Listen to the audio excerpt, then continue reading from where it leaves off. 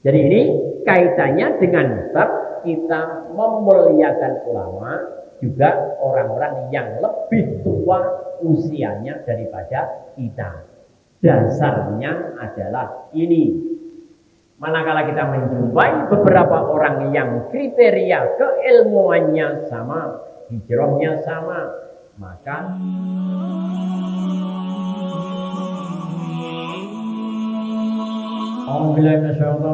Bismillahirrahmanirrahim. Alhamdulillahirabbil alamin wassalatu wassalamu ala asyrafil anbiya'i wal mursalin wa ala alihi wa ashabihi ajmain. Wa qala Syekhul Mu'allif rahimahullah ta'ala wa nafa'ana bihi wa bi ulumihi fid dharain amin. A'udzubillahi minasyaitonir rajim. Bismillahirrahmanirrahim. Jadi Bapak Ibu jemaah salat subuh rahimakumullah. Puji syukur kehadiratullah Rabbul Alamin atas limpah rahmatnya sehingga kita ditakdirkan dikumpulkan kembali di dalam majlis yang penuh barokah ini dalam rangka mengkaji dawuh-dawuhipun Allah, mengkaji dawuh-dawuhipun Rasulullah sallallahu alaihi wasallam sebagai petunjuk apa yang mesti kita lakukan di dalam kehidupan. Bahasan kita sampai pada bab tauqiril ulama wal kibar wa ahlil fadli wa taqdimihim ala ghairihim wa raf'i majalisihim wa izhari maziyatihim. Jadi Imam Nawawi memberikan petunjuk kepada kita bahwa bab yang diberikan kepada kita berikutnya ini adalah bab menghormati atau mengagungkan para ulama wal kibar dan orang-orang yang lebih tua. Kibar, orang-orang tua, orang-orang yang usianya sudah tua. Wa ahlil fadli dan mengagungkan para ahli keutamaan. Wa taqdimihim dan mendahulukan mereka ala ghairihim, mengalahkan pada yang lain. Wa raf'i majalisihim dan mengangkat majlisnya, mengagungkan majlisnya. Wa izhari maziyatihim dan menampakkan pada keistimewaan para ulama. Kita sambungkan dengan materi sebelumnya pada Sabtu yang lalu. Alur pemikiran Imam Nawawi yang diberikan kepada kita atau dasar-dasarnya, mengapa kita ini kok mesti mengagungkan para ulama, menghormati para ulama dan menghormati orang-orang tua. Logika yang dibangun atau dasar yang diberikan kepada kita yang lalu kita ulang. Fal ilmu syari'atullah, faman akhadha bil ilmi maka akhadha bi khaldin wafirin min mirasil ulama. Masalahnya, logikanya adalah karena ilmu itu adalah syariatullah, syariah Allah. Syariah itu ajaran Allah. Faman akhadha bil ilmi, maka barang siapa yang mengambil suatu ilmu, akhadha bi khadzin wafirin, maka dia telah mengambil suatu bagian yang besar min mirasil ulama, dari warisan-warisan para ulama. Sehingga kalau kita mengambil suatu ilmu, belajar, bisa mendapatkan ilmu itu, maka ibaratnya kita telah mengambil suatu bagian yang besar dari warisan para ulama. Kemudian alur dasar yang dibangunkan kepada lagi Wa idza kanal anbiya lahum haqqut tabjil wa ta'zim wa takrim. Jadi hak-haknya para nabi, manakala hak-haknya para nabi, kewajiban terhadap kita, dia berhak untuk diagungkan, dimuliakan, wat ta'zimi dan diagungkan, wat takrimi dan dimuliakan. Jadi logikanya faliman warasahum nasibun min dzalik, maka orang yang mewarisinya juga berhak mendapatkan bagian seperti itu. Jadi kan kita berkewajiban untuk menghormati, memuliakan para anbiya, mencintai dan memuliakan para nabi.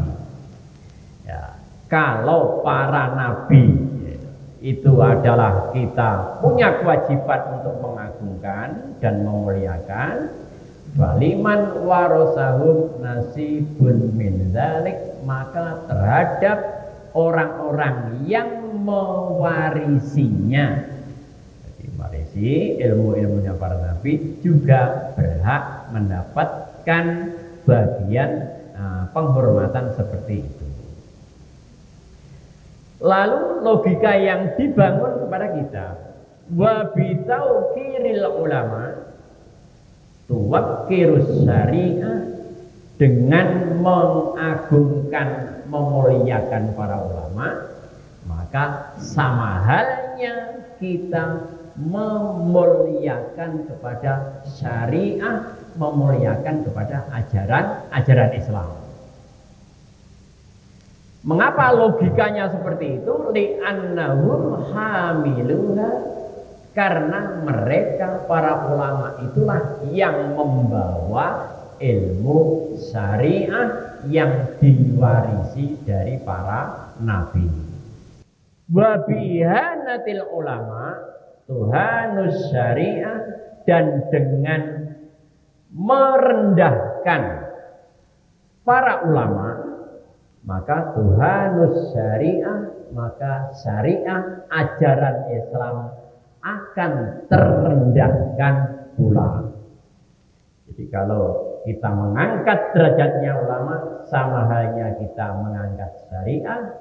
Dengan menghinakan atau merendahkan ulama, sama halnya kita merendahkan syariah. Masalahnya li'annal ulama idza dzullu wa suqitu amama a'yunin nas, karena sesungguhnya ulama, jadi logika dasarnya, idza dzullu, manakala ulama itu direndahkan, wa suqitu dan dijatuhkan, amama a'yunin nas, di depan mata manusia.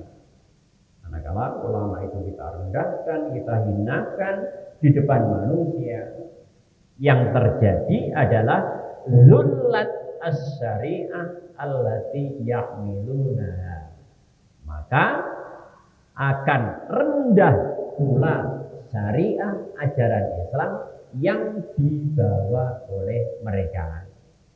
Jadi kalau kita merendahkan, menghinakan para ulama, pada hakikatnya adalah rendah pula syariah ajaran Islam yang dibawa oleh mereka, yang pada akhirnya walam yabqa qimatun 'indan nas, yang pada akhirnya akan tidak ada lagi harga daripada ajaran Islam, tidak ada harga dari syariah itu di hadapan manusia. Jadi ulama sudah direndahkan, akhirnya syariah ajaran Islam juga direndahkan, ya pada akhirnya akan tidak ada harga lagi di hadapan manusia. Wasara, dan pada akhirnya kullu insan yaqtadiru, dan pada akhirnya semua manusia yahtaqiruhum akan merendahkannya, fatadayya'us syariah, maka syariah itu akan menjadi hilang.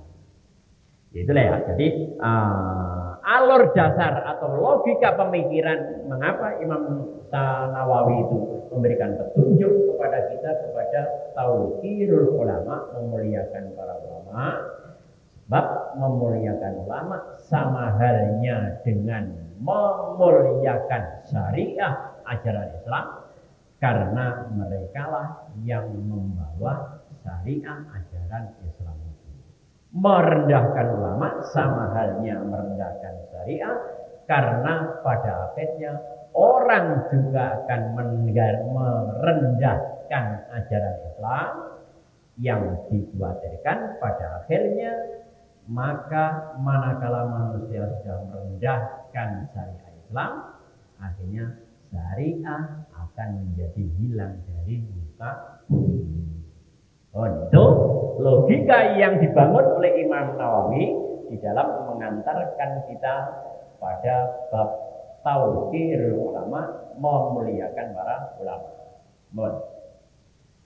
Kemudian beliau mengambil dalil.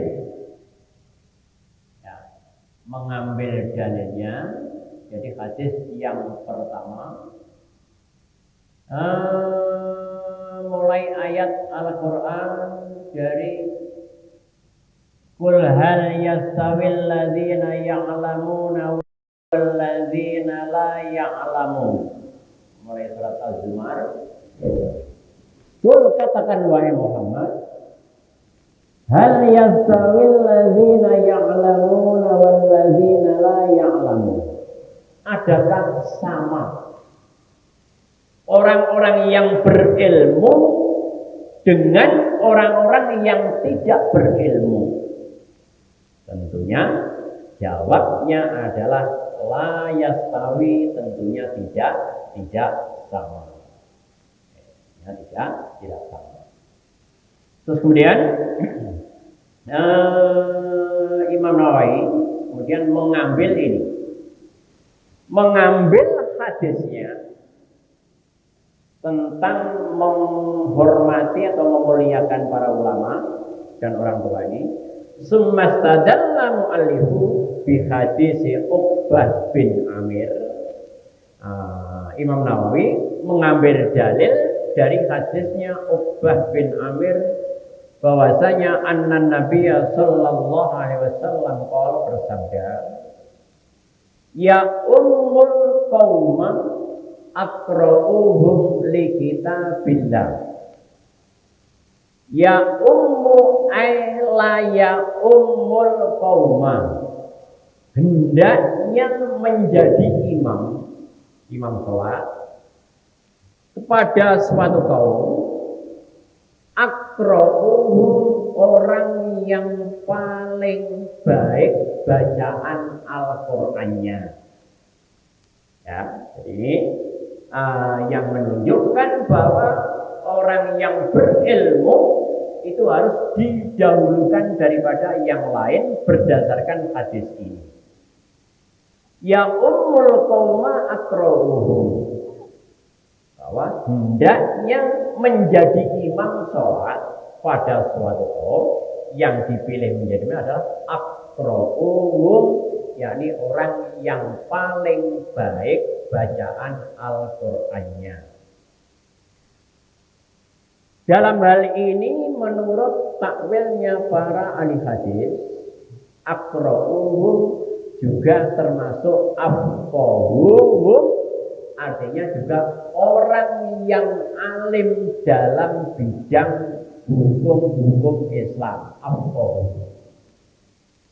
Karena kalau para sahabat ini kalau sudah dikatakan sebagai qari, ahli baca Al-Quran, secara otomatis mereka itu adalah memahami tentang hukum Islam, memahami tentang bacaan Al-Quran. Jadi ya ummul qauma aqra'uhum li kitabillah, orang yang paling baik bacaannya terhadap kitabullah Al-Quran, yakni yakunu imaman fihim aqra'uhum li kitabillah. Jadi hendaknya menjadi imam pada suatu kaum, urut-urutannya adalah aqra'uhum kitabillah, orang yang paling baik bacaannya terhadap kitabullah. Lalu fa in kanu fil qiraati sawa, manakala kita menjumpai dua orang kebaikannya di dalam membaca Al-Quran itu adalah sama, misalnya sama-sama baiknya, sama alimnya tentang Al-Quran, maka urutannya Kanjeng Nabi memberi petunjuk fa'alamuhum bis-sunnah, maka orang yang paling tahu atau paling banyak mempelajari tentang hadis as-sunnah. Jadi kalau menjadi dua orang yang akan kita jadikan imam, Qurannya sama-sama baik, maka urutan selanjutnya dicari yang paling alim, paling tahu tentang sunnah. Kemudian fa in kanu bis sunnati sawaan, manakala tentang pengetahuannya tentang hadis sama. Kemudian fa aqdamuhum hijratan, maka yang diutamakan adalah orang yang paling dulu hijrahnya.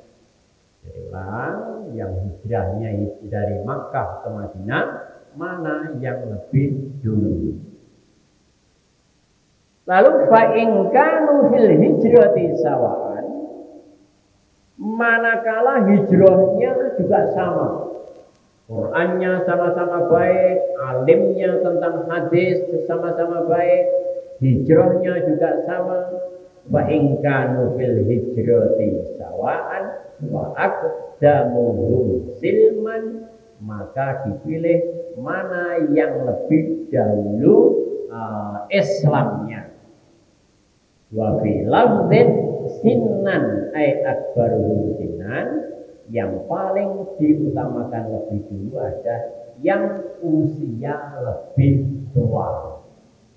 Jadi ini kaitannya dengan bab kita memuliakan ulama, juga orang-orang yang lebih tua usianya daripada kita. Dasarnya adalah ini. Manakala kita menjumpai beberapa orang yang kriteria keilmuannya sama, hijrahnya sama, maka yang didahulukan adalah yang paling tua di antara mereka.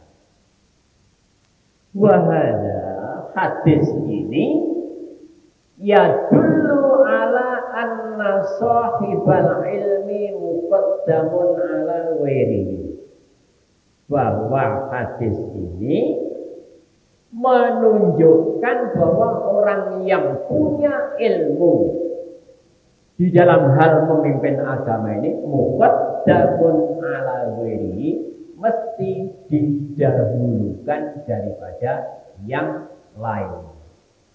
Ya, ini jadi kaitannya dengan tauqiril ulama, kita menghormati para ulama. Hadis berdasarkan hadis ini bahwa sahibul ilmi, orang alim atau ulama, mesti didahulukan daripada yang lain. Yuqaddamul alimu bi kitabillah, yang didahulukan orang alim yang punya alim di dalam kitabullah, dalam Al-Quran. Summal alim bi sunnati Rasulillah sallallahu alaihi wasallam. Kemudian urutannya berikutnya adalah orang yang alim banyak mengetahui tentang sunnah Rasulullah sallallahu alaihi wasallam.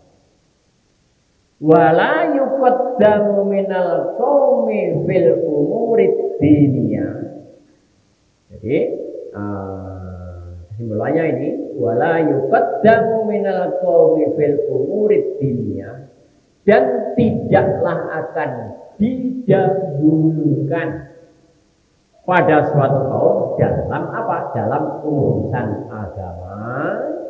Wala yuqaddamu minal qawmi fil umuri dunya illa khairuhum wa afdaluhum, kecuali orang-orang yang paling baik di antara mereka dan paling utama di antara mereka. Jadi kaitannya dengan kita menghormati para ulama, maka di dalam urusan agama petunjuknya Imam Nawawi dalam kitab ini, dan tentunya tidak akan didahulukan di dalam urusan agama memimpin umat dalam agama kecuali orang-orang yang baik di antara mereka dan orang-orang yang paling utama. Wahada, dan hadis ini juga yadullu ala taqdimil afdal fal afdal bil imamah. Ya, hadis ini juga menunjukkan keutamaannya mendahulukan orang yang lebih utama. Fal afdal, maka yang lebih utama fil imamah, di dalam menjadi imam. Jadi untuk menjadi imam yang kita dahulukan adalah aqra'uhum li kitabillah, paling baik bacaannya terhadap Al-Quran. Kemudian a'lamuhum bis sunnah, yang paling banyak mengetahui al-hadis. Dan hadis ini menunjukkan bahwa pentingnya atau keutamaan mendahulukan mereka itu. Tapi kemudian yang perlu kita ketahui, wa hadza fi ghairil imamir rawatib. Yang demikian itu tidak terjadi pada imam yang rutin, menjadi imam rutin di suatu masjid atau suatu mushola. Ya, jadi yang berhak menjadi imam ini tadi ya, yang a'lamuhum li kitabillah, paling banyak paling baik bacaannya terhadap Al-Quran, paling banyak pengetahuannya tentang hadis, mendahulukan yang utama, lebih utama. Tapi yang demikian itu catatannya, wa hadza fi ghairil imamir rawatib, yang demikian itu tidak berlaku bagi imam rutin di suatu masjid atau mushola. Masalahnya apa? Ammal imamur ratib wa huwal imam wa in kana fin nasi man huwa aqra'a minhu. Karena yang namanya imam rawatib atau imam rutin itu sudah tentukan itu, dia adalah imam yang berhak menguasai di masjid itu. Wa in kana fin nasi man huwa aqra'u minhu. Meskipun dalam jamaah itu ada orang lain yang bacaan Al-Qur'annya lebih baik. Jadi misalnya ada orang yang Qur'annya sangat baik, bahkan hafid misalnya. Lalu jamaah di mushola tertentu, ya. Kemudian nggak boleh langsung mengambil alih imam yang ada di situ. Saya yang imami, kecuali dengan izinnya imam yang sudah dijadikan sebagai imam yang rutin. Hal ini dasarnya adalah liqaulin Nabi sallallahu alaihi wasallam, karena dawuh Kanjeng Nabi Muhammad sallallahu alaihi wasallam dalam suatu hadis, wala ya umman ar-rajulu ar-rajula bi sultani. Jadi dasarnya ini,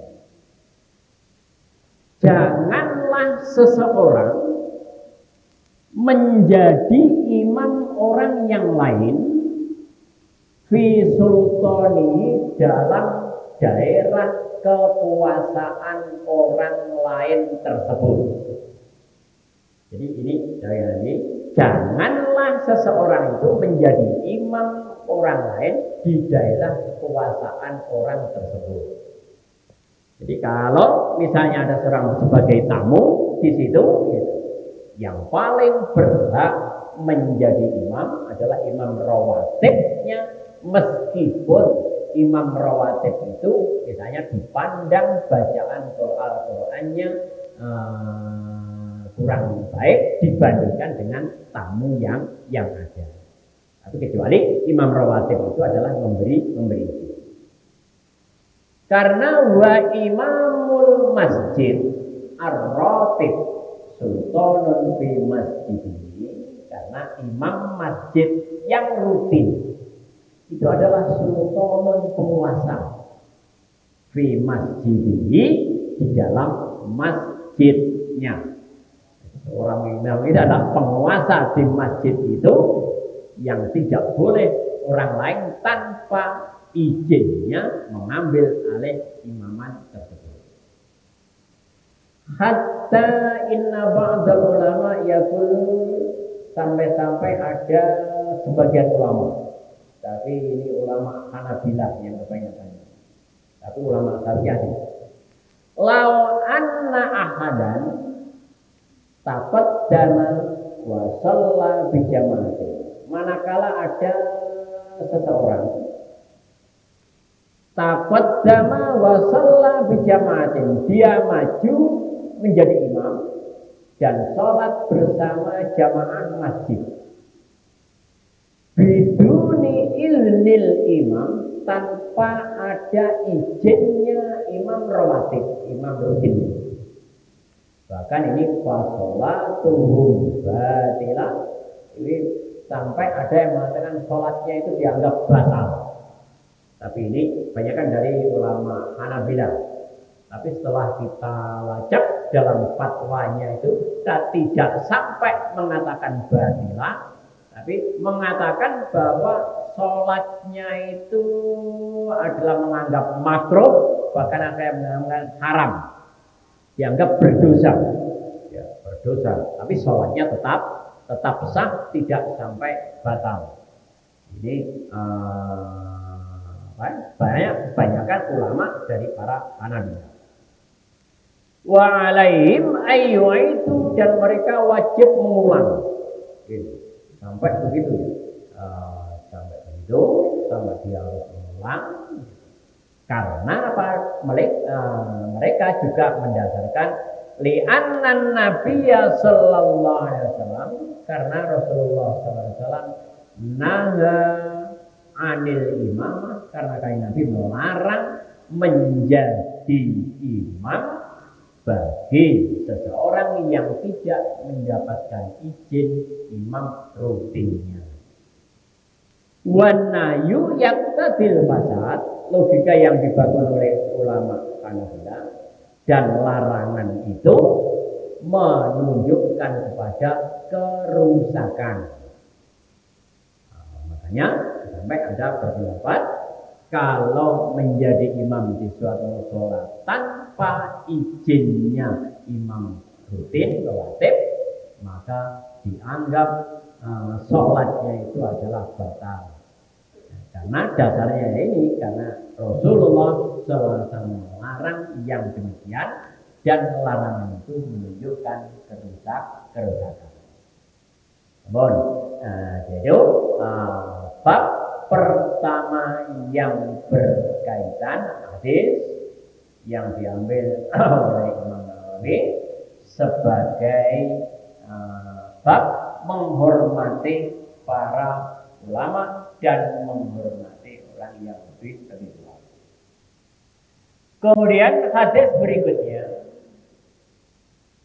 wa an Abdullah bin Mas'ud radhiyallahu anhu, diriwayatkan dari Abdullah bin Mas'ud radhiyallahu anhu, semoga Allah meridhoinya. Qala dawuh sampai bin Mas'ud, qala dawuh sampai Rasulullah sallallahu alaihi wasallam, liyalini minkum ulul ahlam wan nuha, summal ladzina yalunahu summal ladzina yalunahu. Jadi hadis yang diriwayatkan dari Ibnu Mas'ud ini juga berkaitan dengan kita menghormati para ulama dan menghormati yang lebih tua. Liyalini minkum ulul ahlam, hendaknya mendampingiku, minkum di antara kalian semua dalam sholat. Ulul ahlam artinya orang-orang yang sudah balik, ya, orang yang balik, wannuha, dan orang-orang yang pandai, sing pintar ulin nuwa, orang-orang yang pandai. Summal ladzina yalunahum. Jadi Kang Nabi memberi petunjuk kalau beliau sholat supaya di belakangnya itu adalah ulul ahlam wannuha, yang dijauhkan itu adalah orang-orang yang sudah balik dewasa, wannuha, dan orang-orang yang pandai di dalam pemikiran.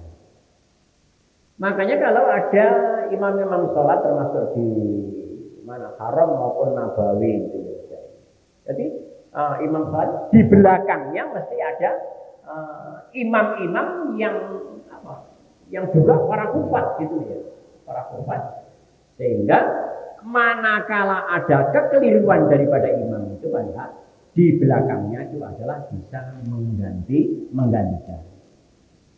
Summal ladzina yalunahu, kemudian urutan berikutnya adalah dibaca summal ladzina yalunahu, kemudian orang-orang yang berada di bawahnya terus. Urutannya orang-orang yang ada di bawahnya dalam hal keutamaan dan kepandaian. Kemudian wa iyyakum wa haisatil aswaq.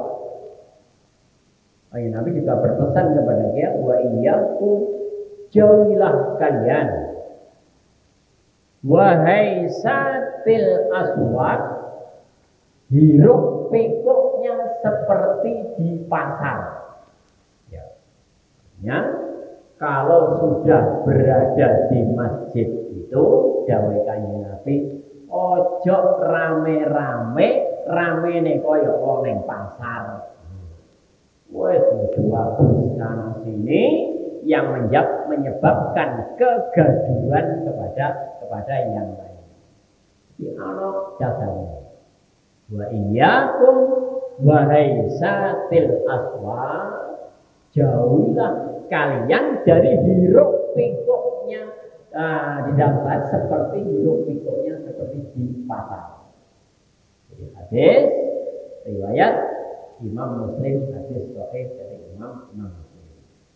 Nah, jadi ini dasar-dasar yang dipergunakan oleh Imam Nawawi di dalam mengantarkan bab tauqirul ulama, bab memuliakan para ulama.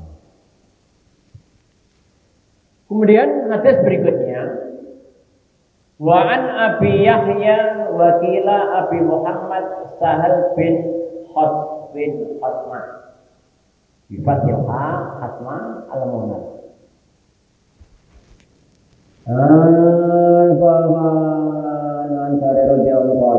Intalaqa Abdullah bin Sa'ad wa Muhayyisah bin Mas'ud ila Khaybar. Berangkatlah Abdullah bin Sa'ad dan Muhayyisah bin Mas'ud pada perang Khaybar.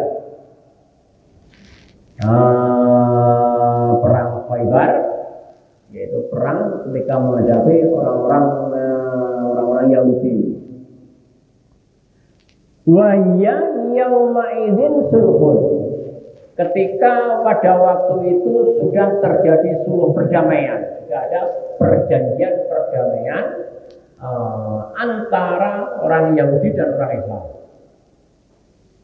Maka fatafarraqa, maka berpisahlah Abdullah bin Sahal dan Muhayyisah bin Mas'ud ini. Jadi dua orang datang ke tempat perang Khaybar, tapi waktu itu sudah ada perdamaian. Lalu keduanya berpisah.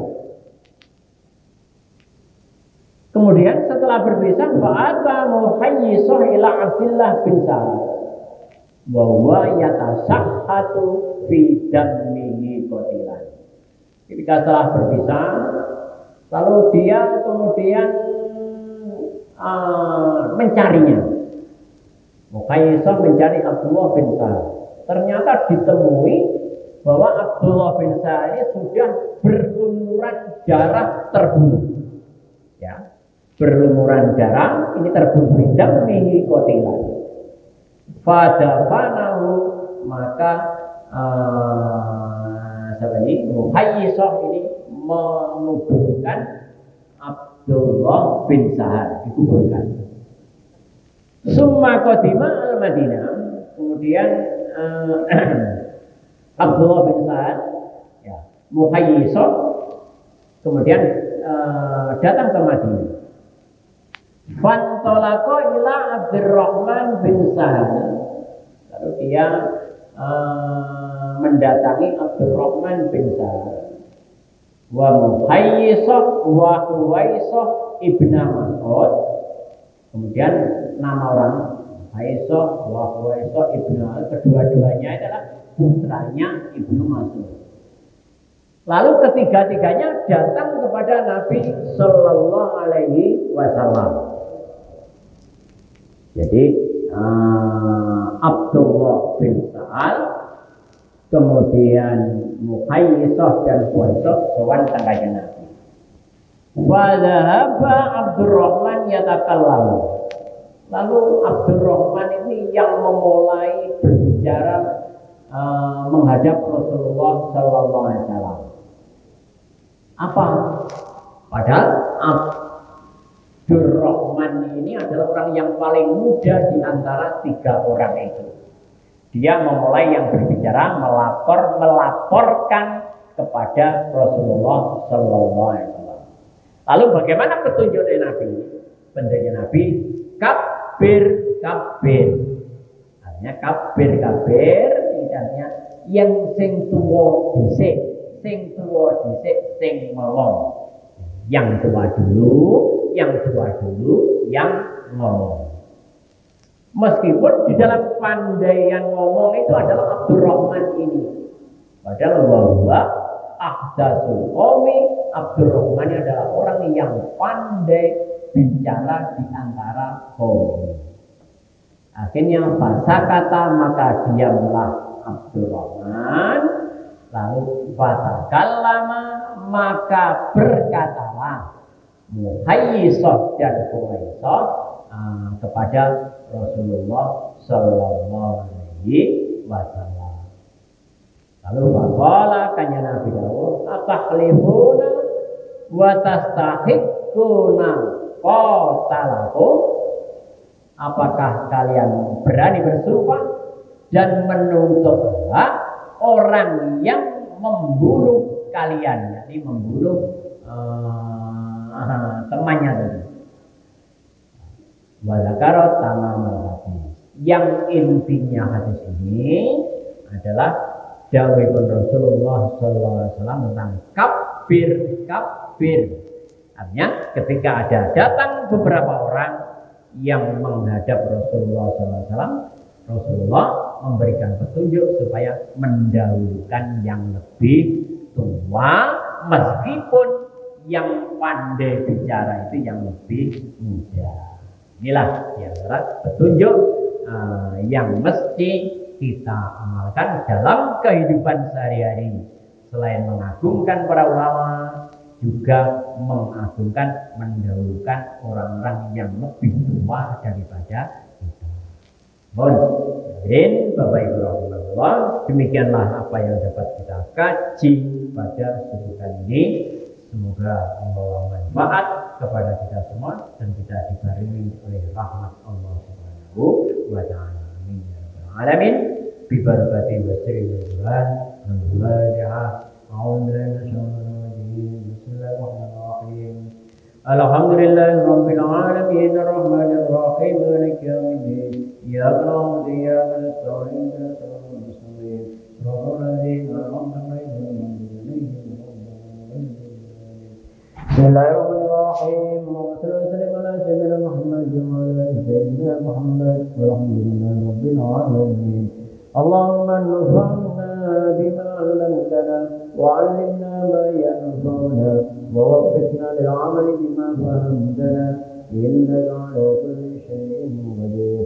ربنا تقبل منا إنك أنت السميع العليم وتب علينا إنك أنت التواب الرحيم.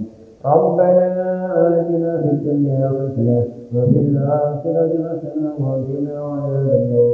وصلى الله على سيدنا محمد النبي الأمي وعلى آله وصحبه وسلم والحمد لله رب العالمين. سبحانك اللهم بحمدك أشهد أن لا إله إلا أنت أستغفرك وأتوب إليك. Assalamualaikum warahmatullahi wabarakatuh.